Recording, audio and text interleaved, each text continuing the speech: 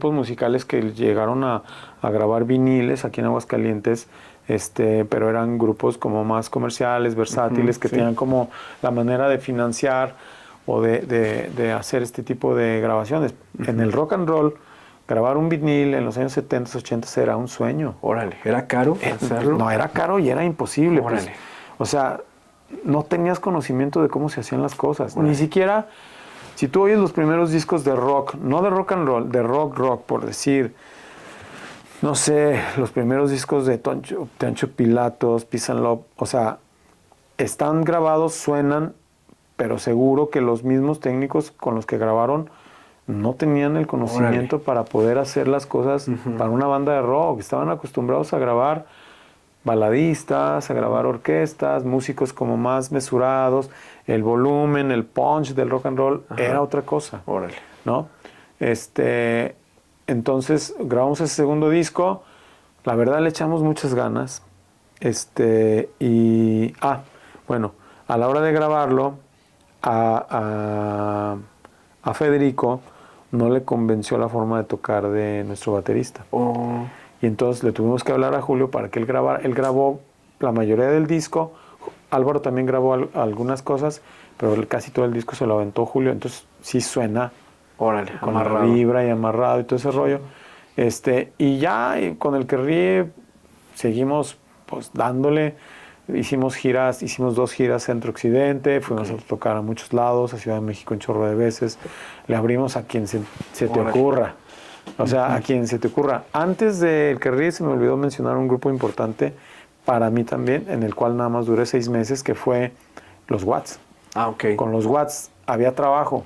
Todos los fines de semana íbamos a tocar a una discoteca en León. Órale. Y ahí llegamos a tocar y alternar con Enanos Verdes. Órale. Aquí en la Plaza de Toros Monumental, con Hombres G. Órale. En fin, o sea, los que estaban en su momento, en el auge. Sí, sí, y con el Kerry también le abrimos a Caifanes, le abrimos a La Castañeda, a Santa Sabina varias veces, no sé, concursamos en el Band Explosion, que era un concurso de Yamaha internacional, eran como 400 bandas, nosotros quedamos en segundo lugar. Órale. Estuvimos a un pelito de irnos a Japón al internacional. Órale, órale. Con Julio todavía, eso fue todavía con Julio. Y, o sea, el que ríe al último se movió machín, y se empezó a desbandar cuando estaba yo como preparando el tercer disco, que yo quería que fuera acústico. Ok. Yo quería irme más, yo cuando dejé de tocar el bajo, haz de cuenta que Sergio Díaz tocaba la guitarra acústica, pero hubo un momento en que dijimos, no, mejor... estuvimos buscando vocalista porque a mí nunca me ha gustado cómo canto. Órale. No me gusta. Qué loco. Entonces, haz de cuenta que no, pues no encontramos quien nos satisfaciera. Entonces yo agarré la voz de lleno, el bajo se pasó a Sergio y quedamos así. O sea, yo nada más de vocal, pero yo tocaba una acústica en algunas rolas. Ok. Y entonces ahí ya fue cuando empieza a nacer el azote. Yo sentía que quería experimentar con otras cosas, porque estaba escuchando algunas cosas que me sorprendían, ¿no? Por ejemplo, me gustó mucho, como en algún momento escuché a PG Harvey. Ajá.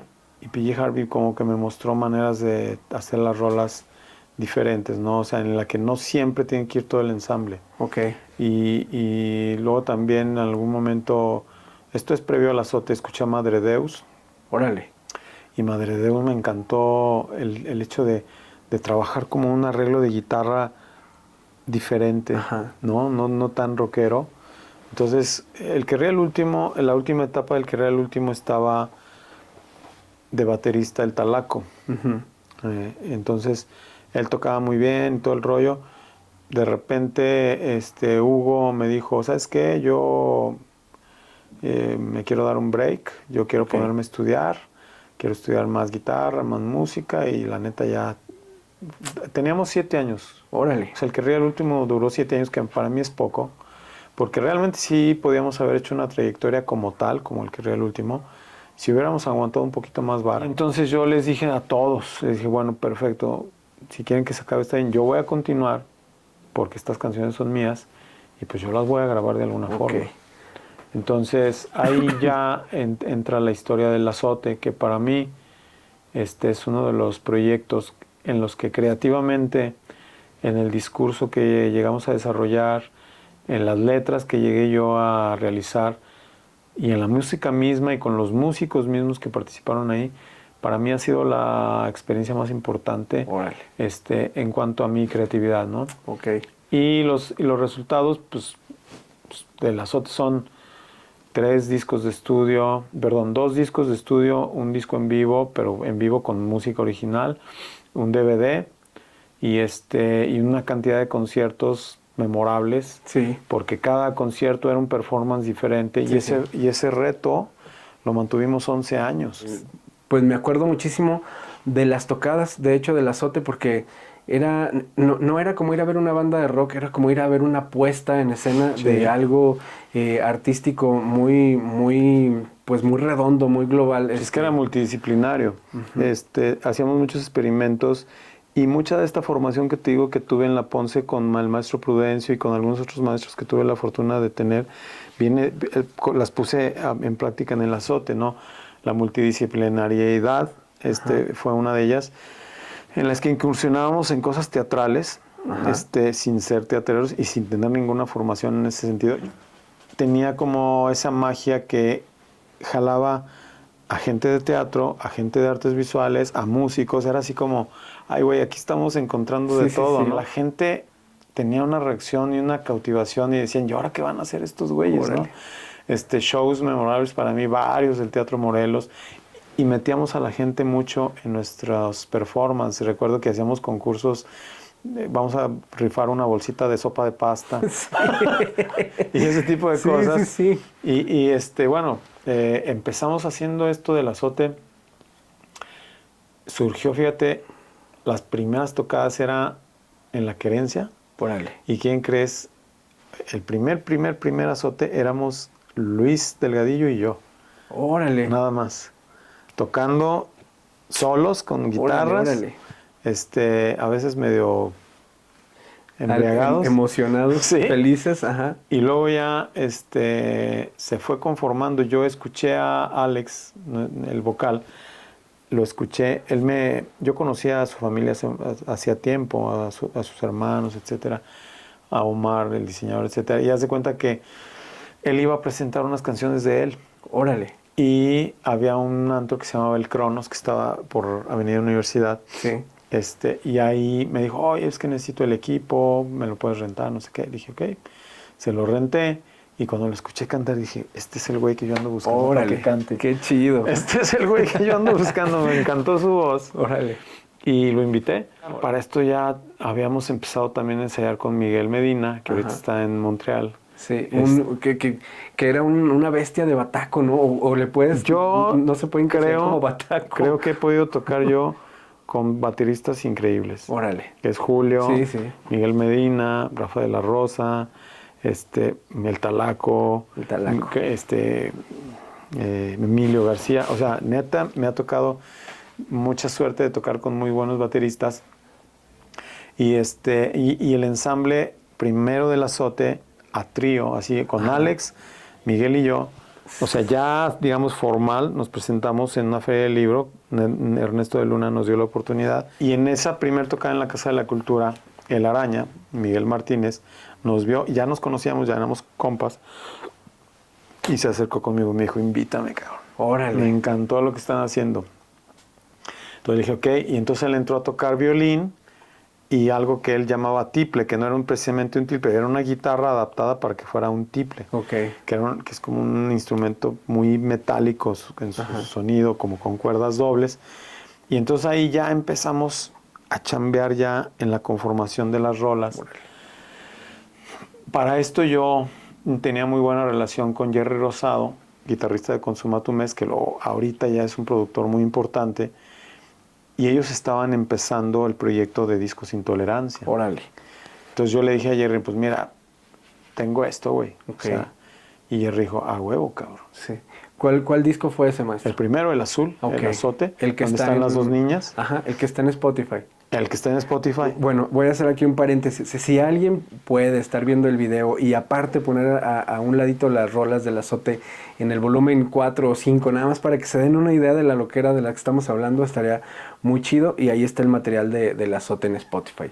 Entonces se lo mostraste a Jerry y dijo, sí, lo sacamos. Sí, creo que incluso nos escuchó en vivo, algo así, y dijo, claro, vamos a hacerlo. Órale. Entonces, él nos produjo todo, nosotros, o sea, él pagó toda la producción, ellos maquilaron todo el rollo, y junto con nosotros, Intolerancia se lanzó como disquera con nuestro disco, el primer disco de La Órale. Gusana Ciega, el primer disco de Petróleo y el disco de Una Cosa que Mata. Que grabamos el segundo, casi todo lo alcanzó a grabar Miguel, pero varias rolas las grabó Talaco, entonces ya Talaco se quedó como percusionista del Azote.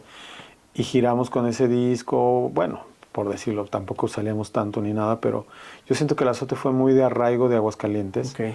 Y las gentes que nos llegaron a ver en otros lados también se quedaron así de... Cuando hicimos Circuito Centro Occidente y todo, era así de que qué chido está esto. Sí. ¿No? Bueno, a mí me tocó ver incluso en una feria que llegaron personas de fuera, no recuerdo de dónde, pero que llegaron directamente a ti contigo, no a verte, llegaron así, estabas en la ingeniería de sonido y llegó una pareja y te dijo, oye, ya no tocan, ustedes son los del Azote, nosotros los vimos en Ciudad de México, creo. Y entonces era así como de, órale, el Azote tenía un buen alcance. Fíjate también. que incluso hay, me han llegado a mandar publicaciones de Argentina que hablan del Azote. Digo, ahí sí, nosotros hicimos el trabajo, que para mí no era trabajo, sino que para mí fue un disfrute muy grande, porque muchas cosas que yo quería realizar las pude realizar con el Azote. Tuvimos invitados súper locos haciendo performance súper locos. El saxofonista. Sí, bailarines, ilustradores, pintores, etcétera, actores, es que se sumaron con nosotros de poca madre. O sea, fue un taller bien chido, creativo, y nos hacían nuestros gustos. O sea, era muy loco eso que participaban así con todo el gusto. Y eso a mí siento yo que un poco ahorita no lo alcanzo a ver yo en muchos proyectos. No, pues no. No. O sea, como ese disfrute, ese gusto. Hay mucha calidad, pero siento yo que falta esa alma, ¿no? Okay. Entonces, digo, el Azote tuvo su momento, luego el Azote tuvo como una transformación porque en algún momento Alex se quiso abrir. Okay. Y para mí era como decir, es que en el Azote yo hago las canciones, el 90 y tantos % de las canciones son mías, letra, música, ideas y arreglos, etcétera. Yo dirigía todo absolutamente, pero el timbre de voz, el feeling y o sea, Alex era la voz del Azote. Sí, sí. Y no podía yo continuar con ese nombre si Alex no estaba. Okay. Entonces, del Azote cuando Alex se va, se surge con Gaby Jade en la voz, surge La Sustancia. Okay. Con rolas nuevas y cosas del Azote, pero ya en un formato diferente. Estaba Pepe Rastas en el cajón, estaba Alex Zúñiga en los teclados y en el acordeón. Un saludo para Alex. Sí, estaba Gaby. Gaby también llegó a cantar y tocar el cajón al mismo tiempo y compuso algunas rolas también para ese proyecto, y yo al bajo y la guitarra y también la composición y las voces. O sea, con La Sustancia duramos como 2 años y luego Alex Zúñiga se tuvo que ir a una maestría a Sudamérica y también se acabó eso, ¿no? Okay. Luego ya después surgió Pie Grande, que también pues, es un proyecto que a mí me divirtió muchísimo, que fíjate, yo he tenido que ser paciente porque Pie Grande era algo que yo quería hacer quizá desde que empecé a estudiar música. Okay. Porque Pie Grande sí es jazz totalmente, ¿no?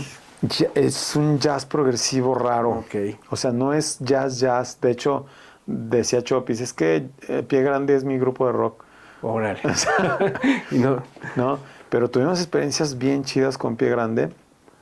Por ejemplo, cuando participamos en el Festival de Jazz de aquí de Aguascalientes, en el que venía pues los grandes del jazz mexicano, Eugenio Toussaint, no sé, toda esa banda pesadísima.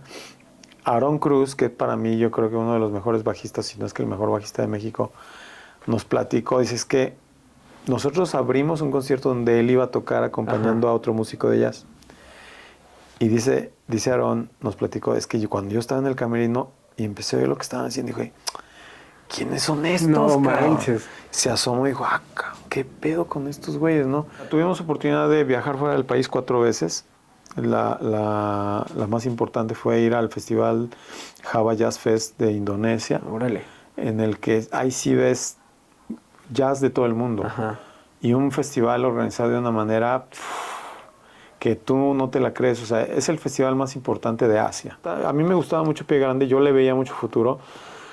Pero siempre pasa que hay músicos muy talentosos, ¿no? Entonces Chopis, Remy, que para mí, digo, Lupe también, eran así, son Ajá. gente con un talento que es inexplicable, maestro. Ajá.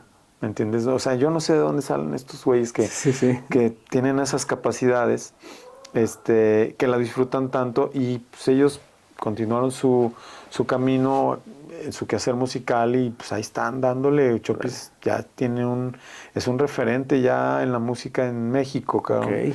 O sea, ya los grupos lo buscan, tiene sus proyectos personales, todo el tiempo está tocando, todo el tiempo. Entonces, para mí, pues, ha sido muy afortunado para mí estar tocando con ellos y haber participado en este grupo de Pie Grande para mí fue realmente, creo que el proyecto de creación colectiva más real, en el que realmente la creación era colectiva, en el que realmente yo metía mis ideas y se fusionaban con las ideas de Chopis y Chopis entendía lo que yo quería y yo entendía lo que él quería y el Remy traía sus ideas también y las plasmábamos y salían cosas súper divertidas, o sea, chido. Muy divertidas, muy disfrutables para nosotros y nosotros veíamos también que la gente también las disfrutaba mucho. Órale, qué chido. Máster, sí te quiero preguntar acerca de un proyecto que, bueno, no se tocó, no lo has tocado, porque yo sé que creo que solamente hubo ni siquiera meses, fueron 4 tocadas, ¿no? De Los Alacranes. Y que también fue así como un experimento, ¿no? Yo creo que a mí me gusta mucho participar o tratar de formar proyectos en los que me sienta contento, maestro. Ok. Que yo sé que también a veces le hemos sufrido, pero de ese sufrimiento que se goza, ¿me entiendes? Sí. Entonces, Los Alacranes era como un escape, era así como un... No te preocupes si la cagas. Ajá. Sí, o sea, era un respiro incluso hasta de ensayo. Sí. Y si tú te acuerdas, los resultados eran poca madre. Había momentos increíbles, ¿no? Porque era verdaderamente improvisación libre y podía subirse a participar cualquiera, ¿no? Sí. Ahí estuviste tú, estuvo Luis Flores, estuvo Alex Zúñiga, no me acuerdo Gerardo Casmo. Ajá. O sea, y era súper divertido para mí hacer eso. Harry creo que alguna vez participó. No sé si el Chato. El Chato, claro. Sí. De hecho, con el Chato también pues hay historia, ¿no? Porque, por ejemplo, el tercer disco del Azote somos Alex Vázquez, Julián, el que fue baterista de Producto Nocivo, etcétera, y el Chato en la guitarra. Órale. Gerardo Casmo también participó en el Azote. Órale, qué chido. Gerardo, y yo lo cotorré por eso, se tardó 1 año en entender lo que queríamos en el Azote. Órale, un saludo para Gerardo. Porque él estaba así, pues, en su batería, muy buen baterista, con un muy buen punch. Pero yo decía, no, es que aquí nosotros vamos en 4/4 y tú vas en 9/8, güey. Okay. Entonces decía, ¿cómo, güey? O sea, nos costó, pero creo que también el resultado de lo que hicimos con él estuvo muy bueno. Muchísimas cosas del Azote que se hicieron, pues no van a quedar plasmadas en un disco. Quedaron por ahí grabadas en alguna grabación en vivo. Y él participó, que esto también nos faltó hablar, del DVD del Azote. Órale. Que ahí estuvimos a punto casi de los golpes, Alex y yo. ¿Cuál Alex? Alex vocal. Alex Vázquez. Porque el Alex Vázquez, él tiene mucha carga, o tenía mucha carga en el Azote de la parte visual y performativa. O sea, los cuentos que él narra, que son cuentos así como que dices, A ver, ¿cómo estuvo eso? Sí, Vuelve a sí, sí. decir. Las escenografías, muchas escenografías son ideas de él. Pero, por ejemplo, en este trabajo del DVD, la iluminación, todo el guión de iluminación es mío. Ok. Pero la escenografía es una propuesta de él. Y era nosotros tres, o sea, Gerardo Casmo, Alex Vázquez y yo, nos encargamos de todo. Órale. Del guión de todo, de los músicos invitados, absolutamente de todo. Y fue muy, muy pesado. Y te digo, al grado de que Alex Vázquez y yo ya estamos así de... ¡ah! Entonces, Sí, no. el resultado fue el DVD que está por ahí incluso en YouTube. Está en YouTube completo, Órale. lo subieron ahí. Ese se grabó en... Eso se grabó creo que en el 2005. Ok. Y salió al poco tiempo, también lo mezcló Jerry Rosado. Órale. Jerry Rosado siempre estuvo así como muy cerca de nosotros y Ok. nos apoyó mucho. Los otros discos del Azote, yo espero que los podamos subir. Para mí el favorito es el en vivo, Ajá, el sí. que es antes del DVD, porque en ese disco mi sonido, los arreglos, creo que tienen el sonido que a mí me gusta, muy vivo, no tan de Ajá. estudio, ¿me entiendes? Sí, sí. En estudio es como más seco. Por ejemplo, el disco que está en Spotify del Azote, el sonido y la interpretación de la voz a Alex y a mí no nos encanta. El segundo tiene mucho más producción, pero también tiene más feeling. Y el tercero es completamente en vivo, grabando rolas nuevas en vivo. Órale. Y eso, Total punch. y eso fue algo que para mí desde ahí yo ya no quise volver a grabar un disco como disco de estudio. Órale. Ese último disco del Azote, luego el DVD obviamente, y los dos discos de Pie Grande están hechos todos al mismo tiempo tocando. Órale. Y el de Los Imperfectos igual, aunque lo hicimos en sesiones, pero es al mismo tiempo, sin edición y sin nada de este Que el de los imperfectos, bueno, ahí ya vamos a tomar con ese tema de los imperfectos. Ya después del Azote, después de Pie Grande, regresas a hacer los imperfectos, me parece. Después de Pie Grande hago Los Imperfectos con Alex, que Los Imperfectos es una continuación del Azote, pero ya no quisimos ponerle el nombre del Azote, bueno, yo más que Alex, porque ya no teníamos, yo ya no quiero tener como tanta responsabilidad en la parte del performance. Ok. Que fueron 11 años de Sí. estar sorprendiéndolos a todos y de estar haciendo cosas todo el tiempo en ese sentido, Sí. escénicas. Y ya con Los Imperfectos más bien es, primero, el nombre tiene mucho que ver con la realidad que yo busco. Ok. Que es justamente, no busco la perfección. Ok. No me interesa la perfección. Entiendo desde hace mucho tiempo que no existe la perfección y que tampoco quiero mentir y decir, ay, sí, es que tocas increíble la guitarra o cantas súper bonito. No, así como oyen, con esos pequeños o grandes defectos, así somos. Ok. Capturar eso, y que el valor en sí esté en lo que haces, no en lo que estás como armando como un rompecabezas, como en el estudio. Yo le perdí la paciencia al estudio de grabación y yo prefiero hacer las cosas así como orgánicas y grábame y ya, me quiero ir del estudio. Ok.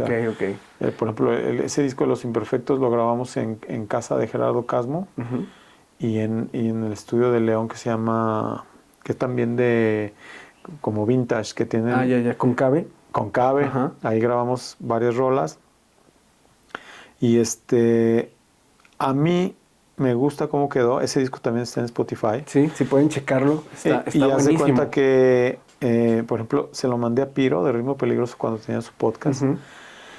Y Piro habló así públicamente, habló muy bien del disco. Dijo, las letras están increíbles, Sí. o sea, es un concepto muy original, no sé qué y no sé cuánto. Pero ya que entre nos me mandó un correo y me dijo, ¿sabes qué? Está chido, pero sí, la voz tiene que estar más afinada, no sé qué, no sé cuánto. Y a lo mejor tiene razón, ¿no? Pero porque esa es una tendencia y esa es una manera de trabajar y a lo mejor está bien. Pero antes de llegar al estudio a componer las cosas, yo prefiero que las compongamos desde antes. O sea, si por ejemplo yo hago coros, pues si no los voy a hacer bien, mejor no los hago. ¿Me explico? O sea, prefiero eso a estar maquillando las cosas, ¿no? No, digo, también el hecho de que, bueno, para los que no lo sepan, entiendo perfectamente todo esto porque efectivamente hacer una grabación del Azote, por ejemplo, en el Teatro de Aguascalientes eran días de preparación para el performance, para el sonido, para las luces. Los invitados. Y los invitados que eran también, era como era muy peculiar que no estaban en las butacas, ¿no? Entonces acomodaban el escenario de tal manera de que las butacas quedaban detrás del grupo. Sí. Las personas estaban... sí, el telón era nuestro back. Ajá. Y haz de cuenta que el estar... Digo, es que yo decía, es que el escenario del Teatro Aguascalientes es muy grande. Sí. O sea, el escenario en sí, aquí puedes hacer un concierto sin problemas. Entonces, hicimos eso, la entrada era por atrás del teatro, ajá, la gente entraba sí. Por donde nunca entras, ajá. O sea, por donde entran los artistas. Ajá. Y nosotros los teníamos arriba de tarimas a la gente, y nosotros a ras de piso en el escenario, y nuestra parte de atrás era el telón cerrado. Sí, sí, sí. Y en algún momento se abría y hicimos... Sí, ¿Tú participaste ahí? Sí, sí, estuve en el staff. Estuve en el staff creo que 3 días que estuvieron ahí preparando todo. Sí. Entonces, me platicas todo esto y digo, no, pues claro, Los Imperfectos sí, pues ha de haber sido como un alivio, ¿no? Así como de, ay, ¿sabes qué? No porque estuviera mal ni pesado, sino porque creo que, como me dices ahorita, ya no querías toda esa chamba, ¿no? Esa chambotototota. No, y también es como, digo, parte de la vida, ¿no? Ya el interés o la fuerza que puedes tener para emprender proyectos ya no es la misma, es al menos mi caso. Sí quiero seguir haciendo cosas, pero siento también que el entorno del ambiente musical, de los músicos y todo, ya es muy complicado formar un ensamble que te dure. Ajá, si claro. El Azote mismo fue una especie de taller en el que entraron y salieron muchísimos músicos, algunos como invitados, algunos como integrantes, pero fue un desfile de músicos. Sí, sí, sí. Y era un estar empezando una y otra vez, pues posteriormente eso se volvió ya es una constante. Y en Los Imperfectos, de entrada, Alex y yo pues, estamos para ajá. Eso, ¿no? Sí. Aunque tenemos nuestros trabajos aparte y todo ese rollo, pero Los Imperfectos es nuestro proyecto. Entonces, eso ya es un compromiso que se mantiene como lo hacíamos cuando ajá. Empezábamos. Sí, sí. Y que incursionen otros músicos que lo hicimos, por ejemplo, con la presentación que tuvimos en el Foro del Lago hace un año en abril, pues nos acompañó Maite al sax y al cajón y los coros, y Jessica en el taconeo, digamos, y la percusión corporal, que Jessica fue también una sorpresa bien padre, porque a mí se me ocurrió eso de, como no teníamos percusionista, dije, en lugar de meter un percusionista músico, metemos una percusionista bailarina. Entonces que baile y haga ruido a la hora de bailar, con el cajón, con los tacones, con las palmas, y Jessica se acopló de poca madre. Entonces, y me decía ella, no, pero es que yo no, sí, yo estoy seguro que tú. O sea, y se puso la camiseta bien chido. Ahorita estamos reensayando, porque después de pandemia, pues, quedamos completamente inactivos. Y luego tuvimos esta presentación en el Foro del Lago. Pero ahí en el Foro del Lago siento que nos faltaba tiempo para haber ensamblado mejor las cosas. Y ahorita estamos retomando nuevamente, Alex y yo, hacía dueto. Y pues ya le estaremos hablando a Jessica después. Órale. Ahí también creo que había una presentación con acordeón. Con Los Imperfectos, cuando empezamos, haz de cuenta que cuando sacamos el disco, hicimos la presentación en el 2018 en el Cuartel. Ajá. Y ahí de invitado estaba Alex Zúñiga. Alex Zúñiga. Al acordeón. Ok. Sí. Bueno, pues tomando este tema del Cuartel, maestro, has y formaste más bien este foro del Cuartel del Arte, ¿no? Mira, en mi actividad paralela a la música, que fue lo de rentar audio y ser técnico, operador de audio y todo este rollo, a mí me dio mucho trabajo el ICA, la universidad, etcétera, y siempre estuve trabajando en eventos culturales. Entonces, yo he visto, desde que yo era estudiante de la Ponce, yo he visto todos los foros, cómo se han ido formando por parte de la institución, sobre todo en los programas culturales. Y para mí el foro del primer patio de la Casa de la Cultura es un foro natural, es un foro muy noble, muy acogedor, muy fácil de sonar, no necesitas tanta producción. Y de repente en un momento ya funcionaba antes de que se formara el cuartel, pero no era todos los días. Y un año en el que yo rentaba, me contrataban cada año para rentar, lo desaparecieron y lo convirtieron en un espacio para hacer talleres para niños. Okay. Y yo dije, pues yo creo que hay miles de espacios para hacer talleres para niños y que se pierda un foro como este, pues no le veo yo sentido. Yo, sin ser parte del ICA, siempre he tenido muy buena relación con la gente que está ahí. Miguel Vargas ha durado muchos años ahí. Y en ese tiempo estaba Penélope Villanueva trabajando ahí, que también duró muchos años trabajando en el ICA. Entonces, entre ella y yo, con un director que acababa de entrar, que era Víctor González, decidimos presentarle un proyecto. Okay. Decir, este es un foro natural, ¿por qué no? Nosotros te proponemos una programación, nosotros te damos los costos, no se necesita tanta infraestructura, y el cuartel empezó así, no se programó diario ese primer año. Se llamó así desde el principio el Cuartel del Arte, porque le pusimos así, porque la historia de la Casa de la Cultura es que fue un convento y en algún momento fue cuartel villista. Ah, ok.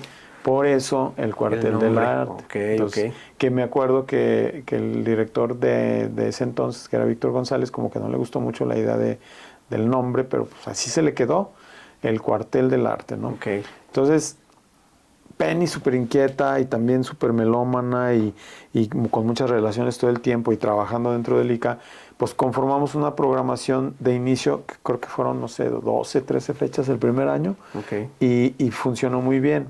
Y de ahí para adelante nos aventamos Penny y yo 9 años. Órale. 9 años programando y produciendo el cuartel. Que aparte de eso, a mí me contrataban para otras cosas y yo después del cuartel a veces me iba a sonorizar un grupo versátil en un antro, etcétera, ¿no? Y tienes que aprovechar la chamba en la feria. Claro. Entonces, se posicionó muy bien el cuartel y yo te puedo decir que al cuartel vinieron por primera vez gente como Austin TV. Sí. Vinieron gente como Cabezas de Cera. Hello Seahorse. Hello Seahorse, Telefunca. El cuartel se presentaron en Aguascalientes por primera vez.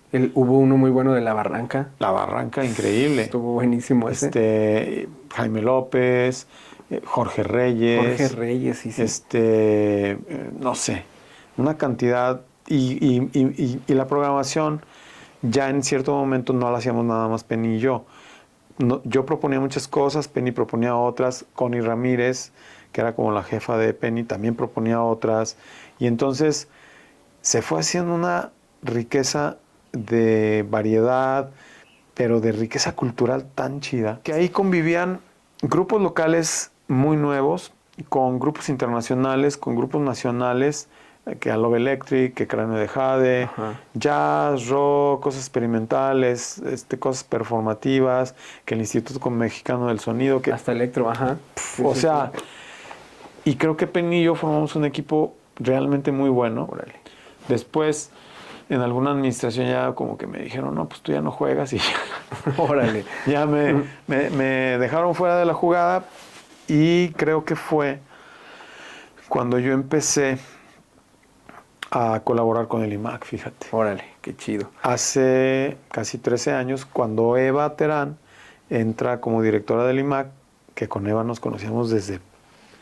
Órale. Que con ella toqué yo en un grupo que se llamaba Hechos La Mocha, que era como de trova con otras cosas, y me le mezclábamos ahí cosas.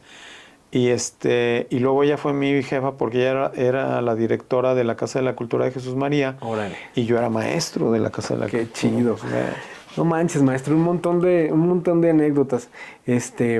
Voy a recordarte algunas así, una que siempre me acuerdo y me da mucha risa. Que también aprovecho para agradecerte. Abraham Velasco, para mí no solamente fue un maestro como se le dice de apodo, el maestro, sino yo estaba en una época así como muy, muy trabuca de mi vida, en la que la persona que me dio chamba pues fue Abraham Velasco, o sea, fue mi maestro ahí en la chamba, que hasta la fecha sigo aplicando cosas que aprendí contigo, como primero que nada, valorar la chamba de las personas que están antes de que llegue la banda, del foro, de llegar temprano a las pruebas de sonido, de no hacerlos batallar, porque a veces hay muchos artistas que llegan y hacen batallar, y mientras más un artista llegue simplificado todo lo que hace, va a sonar mejor, o para el staff va a estar todo mejor. Llegar con antelación a eso es algo que sigo aplicando hoy en día. También llegaste a ser un maestro espiritual.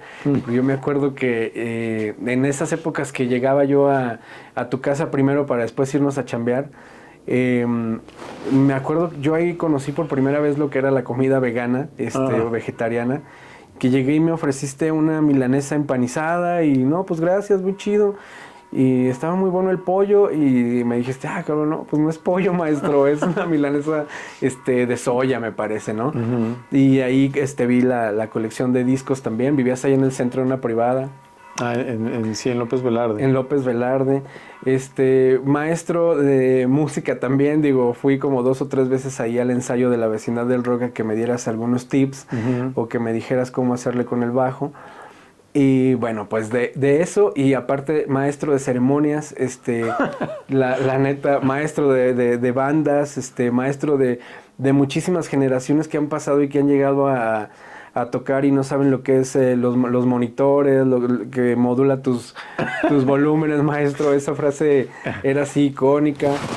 Y pues bueno, muchas gracias por todo eso, maestro. Y la anécdota que iba a contar ahora sí es una vez fuimos a trabajar a Pabellón, estaba haciendo un chingo de frío, regresamos. No, está loquísimo. Y Abraham tenía una van bien chida, era una van así súper rock. Tipo de la de Scooby-Doo. Sí, como la de Scooby-Doo. Y yo recuerdo mucho que pues él manejando, yo iba en medio y no me acuerdo quién iba en la orilla, pudo haber sido el Fish. El Chato, José Funk, Wherever, un montón de banda. Pero sí me acuerdo que y esto me acuerdo muchísimo, lo primero que se bajaba de la camioneta eran las tijeras de las bocinas. Poníamos las bocinas. y me acuerdo que bajo de la camioneta y a ver si el maestro cuenta lo que sigue. No, estuvo muy raro eso. Es que las tijeras eran pesadas, y las baja Giovanni y estaba haciendo un frío realmente pesado, me acuerdo. O sea, llegamos así ya muy tarde, 3 de la mañana, las baja y se queda paralizado tratando de detener las 2 tijeras. Y yo, ¿qué estás haciendo, güey?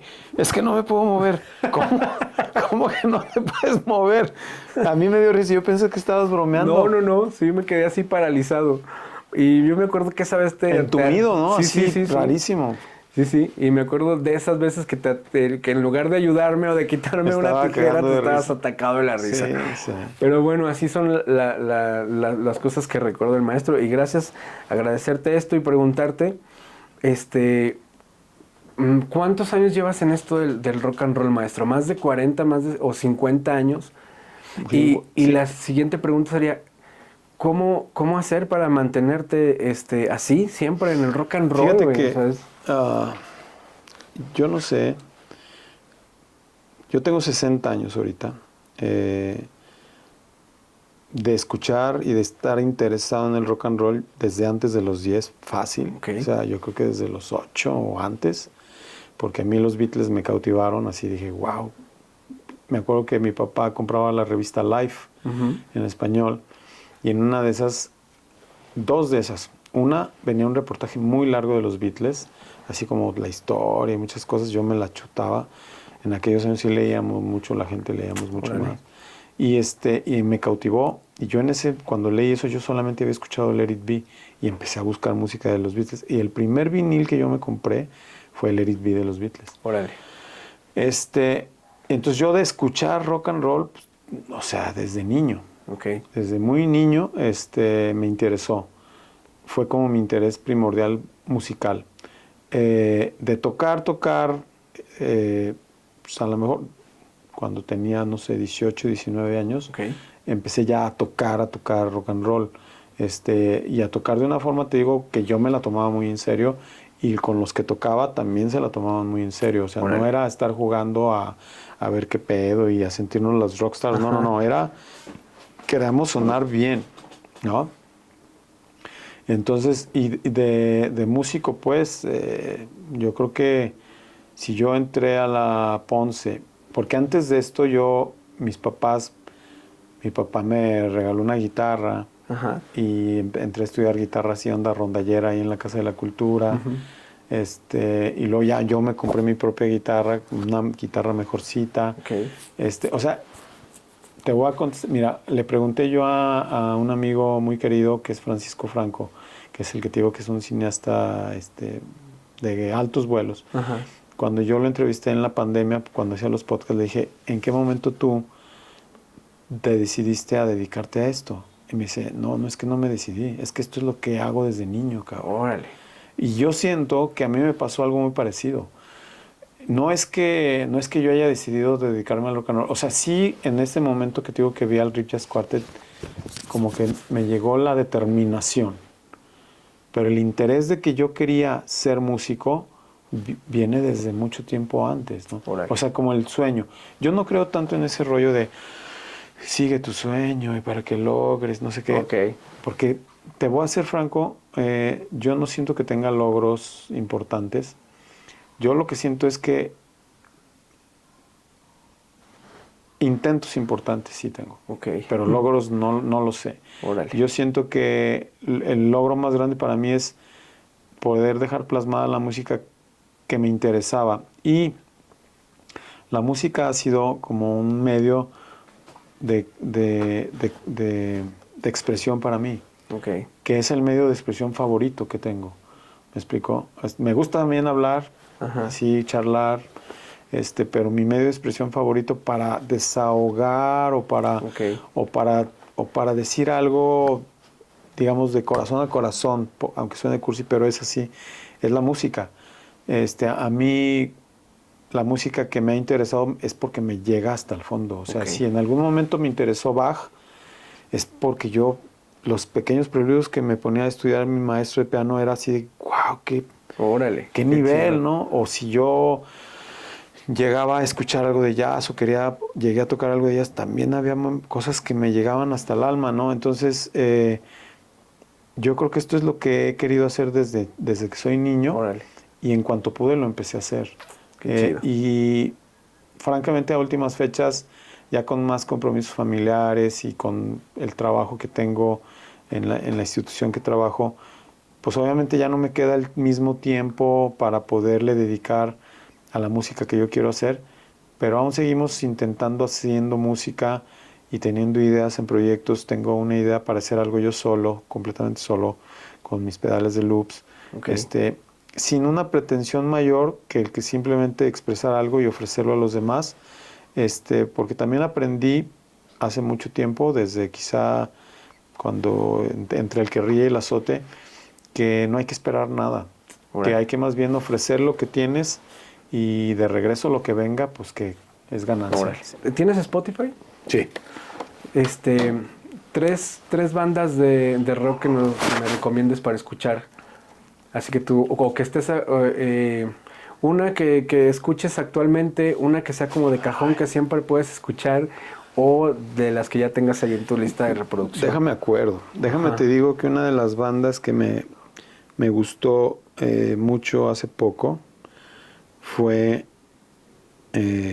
Arde Bogotá. Okay. Que Arde Bogotá la trajo el ICA al Foro del Lago, el penúltimo día de la feria. Okay. Y que puedo decir que la trajeron por mi recomendación, porque yo la escuché, le mandé a Alex Zúñiga y le dije, escucha esto, güey. Arde Bogotá. Arde Bogotá, Okay. que es una banda de rock española, es española, no es colombiana, que hace rock. Órale. Rock a secas. Okay. Con punch, con voz fuerte. Okay. O sea, no es pop, es rock. Okay. Muchas de las letras me pueden encantar, muchas para nada, pero siento que me gusta la idea de que estén surgiendo bandas con jóvenes como ellos, que son güeyes de 27, 30 años, que están haciendo rock, pero rock verdadero, o sea, rock simplemente, ¿no? Esta es una recomendación que no es muy nueva, Ok. pero que es muy, muy interesante. Son dos chavas, chelistas y cantantes, Órale, que utilizan loopers. órale. Se llaman Tarafuki. Tarafuki. Increíble grupo, increíble. Yo las descubrí por ahí pasando los canales de televisión y estaban ellas presentándose en un festival así como de día. Ok.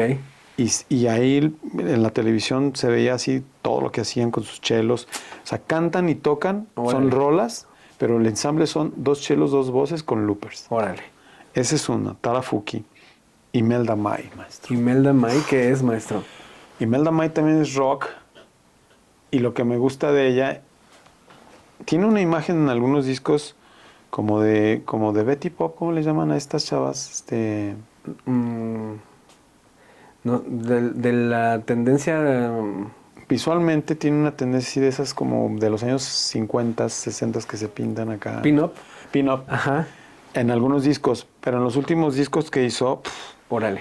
es otro pedo. Y por ejemplo, en sus discos hay gente como Jeff Beck, como Ok. Ronnie Wood de los Rolling Stones, pero es una chava relativamente joven, no sé, quizá tenga 30 y tantos, Ok. 40 años, pero tiene un punch, maestro. Órale. O sea, lo último de ella está muy bueno.